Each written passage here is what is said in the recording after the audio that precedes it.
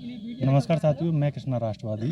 आज जबलपुर में हूँ। यहाँ पर ओबीसी महासभा की कैडर मीटिंग हुई। आज आपको मध्य प्रदेश में कैडर मीटिंग करने की आवश्यकता क्यों पड़ रही है? देखिए, कैडर मीटिंग हमारी विगत 4 साल से चल रही हैं, क्योंकि जब तक हम ग्राम स्तर पे, निचले स्तर पे कैडराइज नहीं करेंगे इस विषय को लेके, संवैधानिक अधिकारों को लेके, तब तक विषय मूल रूप से नीचे तक नहीं जाएगा। हमारी जनता इतनी शिक्षित है नहीं। अगर हम धीमे धीमे कैडराइज करेंगे तब जाके ये विषय पूरे राष्ट्र में जाएगा। जी, जैसे अब मध्य प्रदेश में बात करते हैं, जो ओबीसी का आरक्षण है वो 27% है। ऐसे ही उत्तर प्रदेश में भी ओबीसी का आरक्षण 27% था। नगर निकाय चुनावों में अभी हाल ही में जो 27% रिजर्वेशन था वो ख़त्म कर दिया गया है। अभी उसकी सुनवाई होनी है और यहाँ पर भी ऐसा हुआ था। तो आपको क्या लगता है, जो ओबीसी के हक अधिकार हैं आज के समय में वो सुरक्षित हैं? देखिए, ओबीसी के राइट्स सुरक्षित नहीं है। लास्ट 75 ईयर्स से जो भी मूवमेंट चले हैं, अभी ये हमारा ओबीसी महासभा का मूवमेंट बहुत ज़ोर से चल रहा है पूरे देश में, और ओबीसी के राइट्स 100% में मैं कह सकता हूँ कि सुरक्षित नहीं है, क्योंकि यूपी में जो हुआ है वो बहुत गलत हुआ है। उसके लिए सुप्रीम कोर्ट की जो गाइडलाइन है ट्रिपल टेस्ट वाली, वो फाइनली वो फॉलो करना पड़ेगी। और उसके लिए जो पिछड़ा वर्ग आयोग, अभी देश में सिर्फ मध्य प्रदेश अकेला ऐसा राज्य है मेरी जानकारी में जहाँ पिछड़ा वर्ग आयोग है। यूपी में पिछड़ा वर्ग आयोग नहीं है, ठीक है ना। तो सबसे पहले सरकार को वहाँ पिछड़ा वर्ग आयोग बनाना पड़ेगा। उसके बाद ट्रिपल टेस्ट की प्रक्रिया होगी, तब जाके विधिवत पिछड़ा वर्ग को उसके संपूर्ण अधिकार मिलेंगे। और एक बात मैं आपको करेक्ट कर दूं, मध्य प्रदेश में 27% अधिकार नहीं दिए जा रहे हैं पिछड़ा वर्ग को। यहाँ पर हमारी जनसंख्या जो कोर्ट में ऑफिशियली डिकोड की गई थी वो 50.09 थी, मतलब 51% थी। तो गिरी से गिरी हालत में हमें 51% अधिकार कार्यपालिका, न्यायपालिका और विधायिका में मिलना चाहिए। ओबीसी महासभा अक्सर जातिगत जनगणना की बात करता रहता है। ऐसा वो क्यों करता है? जातिगत जनगणना से क्या होगा? देखिए, जनगणना से ही तो चीज़ें स्पष्ट रूप से सामने आएंगी ना। आज 100 लोगों में कोई बंटवारा होना है किसी चीज़ का, 100 लोग हैं और 100 पद हैं, तो जो जिस संख्या में है, क्योंकि संविधान में हम वर्ग के आधार पर बटे हैं, वर्ग संविधान में हम जातिगत आधार पर नहीं हैं। संविधान में हम वर्ग आधारित हैं। पिछड़ा वर्ग है, आपका ST SC है, सामान्य वर्ग है। तो जो हमारे वर्ग की जनसंख्या है वो उतना हिस्सा में मिलना चाहिए।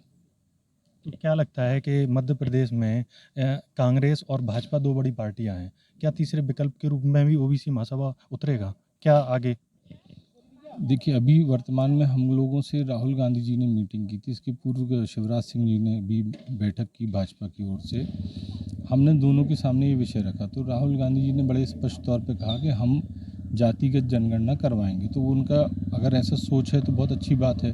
तो एक तो मेरा निवेदन ये रहेगा कि वर्तमान में जहाँ जहाँ कांग्रेस की सरकारें हैं वहाँ पर पिछड़ा वर्ग की जाति जनगणना चालू करवा दें, बिहार की तर्ज पर। जिस प्रकार बिहार में नीतीश कुमार जी ने जातिगत जनगणना चालू करवा दी, उसी प्रकार कांग्रेस को अपने शासित राज्यों में जातिगत जनगणना चालू करवाना चाहिए।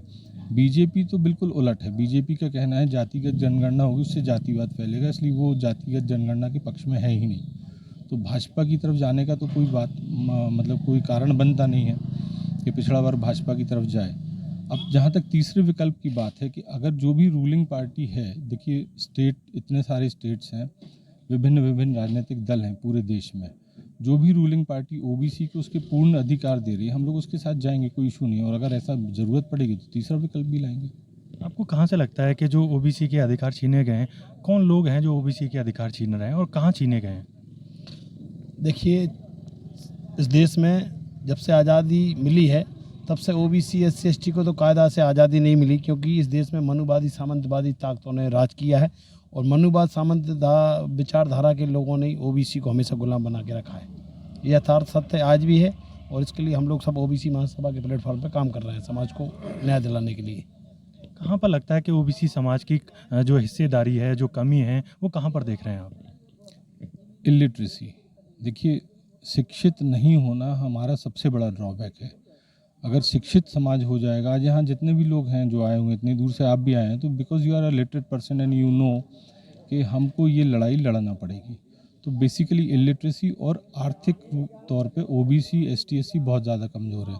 कॉन्स्टिट्यूशन में बड़े स्पष्ट तौर पे उल्लेखित है कि हमको ये सारे राइट्स मिलना चाहिए, परंतु अभी तक 75 ईयर्स ऑफ इंडिपेंडेंस, उसके बाद भी हमारे ये अधिकार हमको पूरी तरीके से, कॉन्स्टिट्यूशन के अधिकार जन कल्याणकारी सरकारों ने केंद्र की सरकार हो चाहे राज्यों की सरकार हो, उन्होंने हमको डिलीवर नहीं किए।